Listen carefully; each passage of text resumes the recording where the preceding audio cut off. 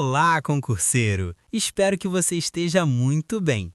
Para melhor compreensão do conteúdo, iremos dividir esse tema em 3 blocos.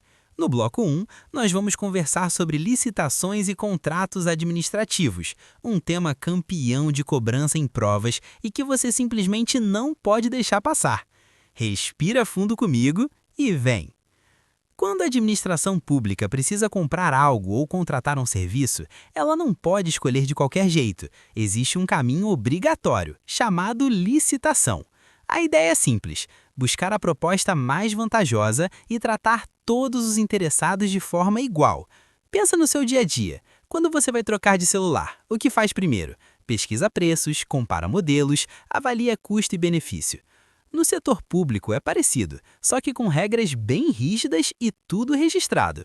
Hoje, o assunto é regulado principalmente pela Lei 14.133, de 2021, a nova Lei de Licitações e Contratos Administrativos. Essa lei trouxe mais foco em planejamento, transparência e controle, e a banca adora cobrar esses pontos.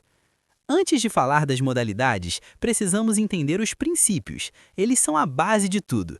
O princípio da legalidade diz o seguinte: o administrador só faz o que a lei permite, diferente do cidadão comum, que pode fazer tudo o que a lei não proíbe.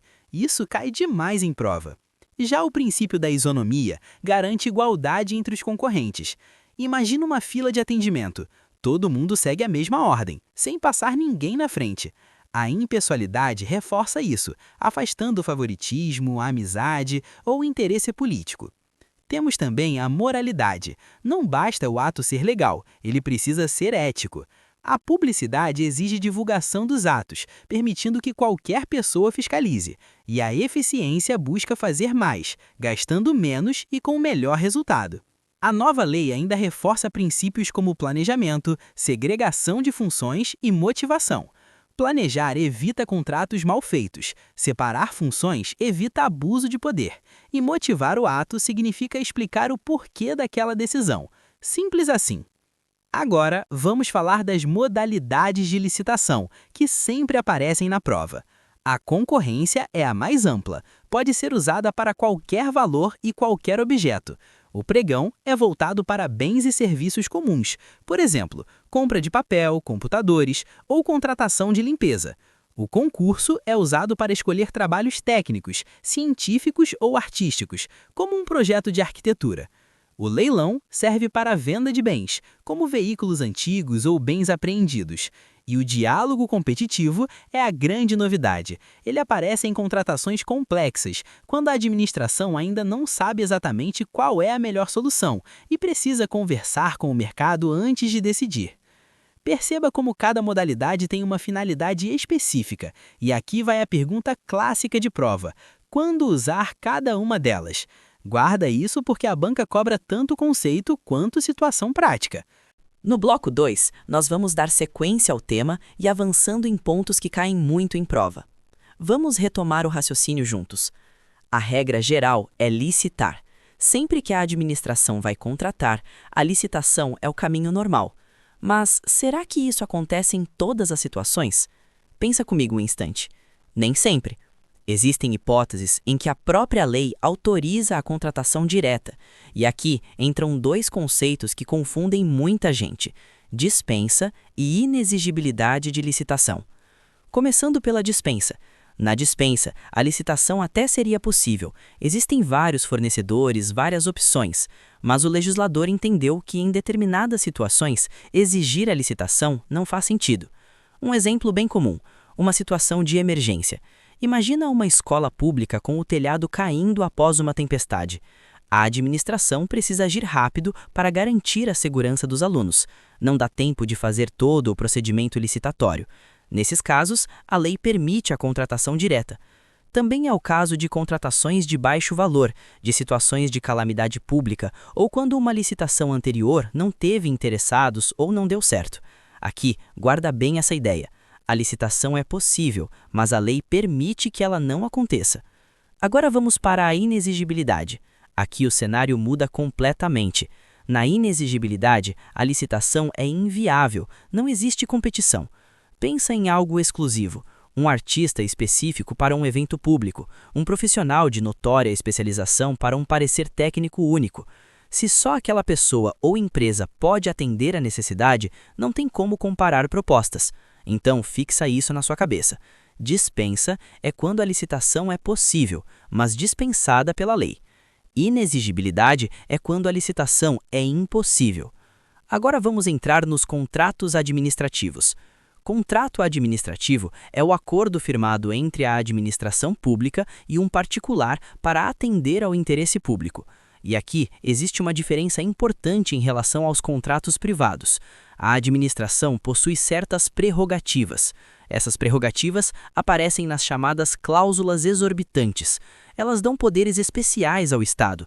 Por exemplo, a administração pode fiscalizar a execução do contrato, modificar unilateralmente algumas cláusulas, aplicar penalidades e até rescindir o contrato em determinadas situações. Pensa no dia a dia, um contrato de fornecimento de merenda escolar.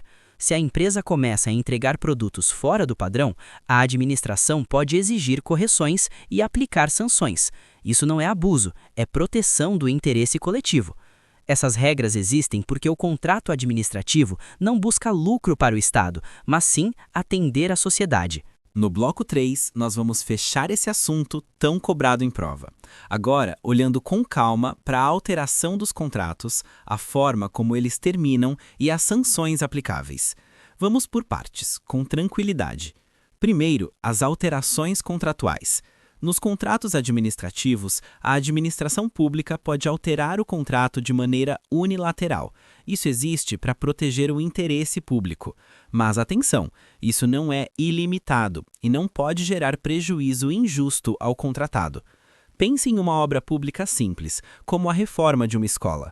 Durante a execução, percebe-se que é necessário reforçar a estrutura ou ampliar uma sala. A administração pode ajustar o contrato para incluir essa mudança, desde que respeite os limites legais e mantenha o equilíbrio econômico-financeiro. Em outras palavras, o contratado não pode trabalhar mais e receber menos por causa de uma decisão do poder público. Essas alterações podem ser quantitativas, quando aumentam ou diminuem a quantidade do objeto, ou qualitativas, quando mudam a forma de execução. Em qualquer situação, a lógica é sempre a mesma: atender melhor ao interesse coletivo, sem romper o equilíbrio do contrato. Agora, vamos falar da extinção dos contratos administrativos. O contrato pode acabar da forma mais simples possível, com a conclusão do objeto. O serviço foi prestado, a obra foi entregue, pronto, o contrato se encerra. Mas nem sempre tudo ocorre como planejado. O contrato também pode ser rescindido. Isso pode acontecer por culpa do contratado, por interesse da administração ou até de comum acordo. Imagina uma empresa que para uma obra no meio do caminho ou descumpre cláusulas importantes. A administração pode rescindir o contrato e seguir para as penalidades. Por outro lado, se o interesse público mudar e aquele contrato deixar de ser necessário, o poder público também pode encerrar a relação, respeitando os direitos do contratado.